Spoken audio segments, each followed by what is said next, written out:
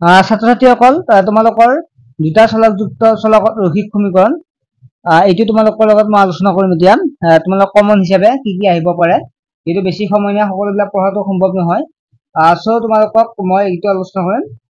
যিবিলাক গ্ৰুপত আছা বা তোমালোক টিউচন অনলাইন টিউচন গ্ৰুপত আছা সেইটো তোমালোকক ইউনিট ডিসকাস কৰাই হ'ব তোমালোকৰ ইম্পৰ্টেন্ট খিনি বুজাই দিয়া হ'ব সহজ ভাষাত তোমালোকে বুজিবা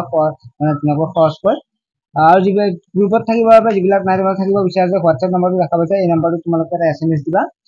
এছএমএছ দি তোমালোকে গ্ৰুপত জয়েন হ'ম আৰু টিউচন ল'ম বুলি এটা এছএমএছ দিয়াৰ লগে লগে তোমালোকক এখন স্কেনাৰ দিয়া হ'ব মাত্ৰ 100 টকা এটা পেমেন্ট কৰিলে তোমালোকে ক্লাছবিলাক পাই যাবা কাৰণ তোমালোকৰ বহুত এনেকুৱা 100 টকা গুচি গৈছে কিন্তু এইখিনিত জৰিয়তে তোমালোকে এইকেইদিন তোমালোকৰ কিছু হ'লেও উপকৃত হ'ব পাৰিবা 1% উপকৃত হ'ব পাৰিবা গতিকে তোমালোকে এছএমএছ কৰিবা আৰু ইয়াৰ ভিতৰত তোমালোকৰ ইম্পৰ্টেন্ট কি কি আছে মই দি দিম দুটা চলকযুক্ত ৰৈখিক সমীকৰণ যোৱাৰ ক্ষেত্ৰত ঠিক আছে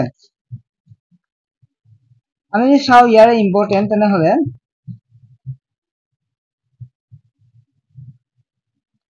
তোমালোকে পেজ নাম্বাৰ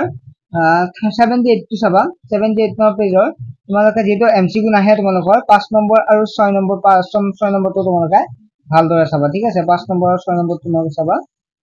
তাৰ পিছত যদি আমি চাও তেনেহলে 3.3 তোমালোকে 6 নম্বৰটো চাবা আৰু 3 নম্বৰ কিটা চাবা 1 2 আৰু তোমালোকে 1 2 5 আৰু 6 চাবা তোমালোকৰ ইম্পৰ্টেন্ট হয় কিটা তাৰ পিছত তোমালোকে ইয়াৰ ভিতৰত অনুকলনী 3.4 যেটো আছে পেজ নম্বৰ 86 ৰ তাৰ তোমালোকে 1 নম্বৰটো চাবা 1 নম্বৰৰ 4 টো আৰু 6 টো যেটো 7 টো চাবা 1 নম্বৰ 4 আৰু 7 টো তোমালোকে চাবা আৰু লগতে 5 নম্বৰটো চাবা ঠিক আছে 5 নম্বৰটো ইম্পৰ্টেন্ট হয় তাৰপিছত 2 নম্বৰ তোমালোকে 1 টো চাবা তাৰ পিছত 3 টো চাবা আৰু 4 টো চাবা ঠিক আছে এইটা তোমালোকে ভালদৰে চাবা তাৰ পিছত যদি আমি চাও উদাহৰণ 15 নম্বৰ 91 নম্বৰ পেজটো 91 নম্বৰ পেজৰ উদাহৰণ যেটো আছে 15 এই 15 টো তোমালোকে চাবা তাৰ পিছত উদাহৰণ 16 টো চাবা ঠিক আছে তাৰ পিছত অনুশীলনী 3.5 ৰ তোমালোকে চাবা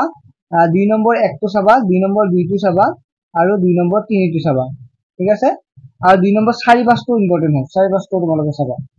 তাৰ পিছত 3 নম্বৰটো তোমালোকে বাৰু নিগা চাবা তোমালোকে 4 নম্বৰটো 2 টো চাবা 2 টো ইম্পৰ্টেন্ট আছে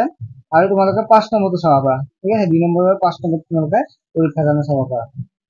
তাৰ উদাহৰণ 17 নম্বৰটো চাবা উদাহৰণ 17 টো চাবা পেজ নম্বৰ এইটো কিমান পেজ নম্বৰ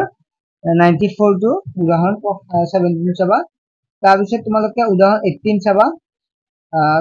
পেজ নম্বৰ 95 ৰ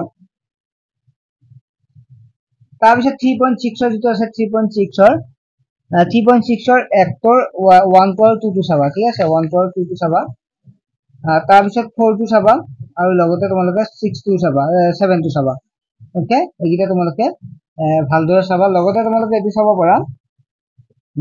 এইটো 2 নম্বৰ 2 টো চাব পাৰা ঠিক আছে 2 নম্বৰ 2 টো চাব পাৰা ওকে তোমালোকক দুটা চলকযুক্ত ৰৈখিক সমীকৰণটো আমি পঢ়ালো বাকিখিনি আকৌ নেক্সট এটা ভিডিও তোমালোক দিম চেনেলটো জড়িত হৈ থাকিবা